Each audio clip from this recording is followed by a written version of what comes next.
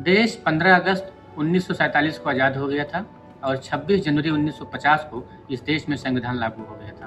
पूरी तरीके से पूरे देश पे संविधान बाबा साहब भीमराव अम्बेडकर का बनाया हुआ संविधान कानून इस देश पर लागू हो गया था। तो 1950 से लेकर के 26 जनवरी 1950 से लेकर के 1989-90 तक लगभग 40 साल सवर्णों का दबदबा रहा है एससी एसटी ओबीसी के ऊपर। साल के उस दौर में जैसे मुगल और अंग्रेज ने इस देश को पूरे देश को गुलाम बनाया हुआ था और पूरे देश पर अपना अत्याचार किया, जो मन में आए सो करा। उसी तरीके से जब मुगल अंग्रेज इस देश को छोड़ करके गए हैं तो लगभग 1950 से लेकर 1990 तक सवर्णों का दबदबा रहा है इस देश में एससी एसटी ओबीसी के ऊपर।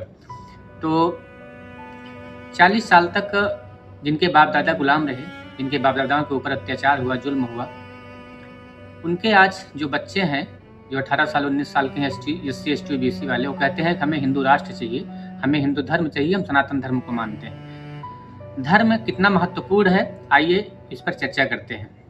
अभी हाल में ही यूजीसी बिल आया था। यूजीसी बिल कोई मांगा नहीं था, कोई एससी एसटी ओबीसी ने मांग नहीं करा था यूजीसी बिल के लिए, लेकिन सरकार ने यूजीसी बिल लेकर के आया। अब सरकार की मानसिकता क्या थी ये तो सरकार ही जाने, लेकिन जैसे यूजीसी बिल आया तो सवर्ण लोग, जो 15% की आबादी है भारत देश में, उन्होंने आवाज़ उठाई, सड़कों पर आए और यूजीसी बिल को सरकार को और सुप्रीम कोर्ट को वापस लेना पड़ा। Stand tall, my friends. We are united.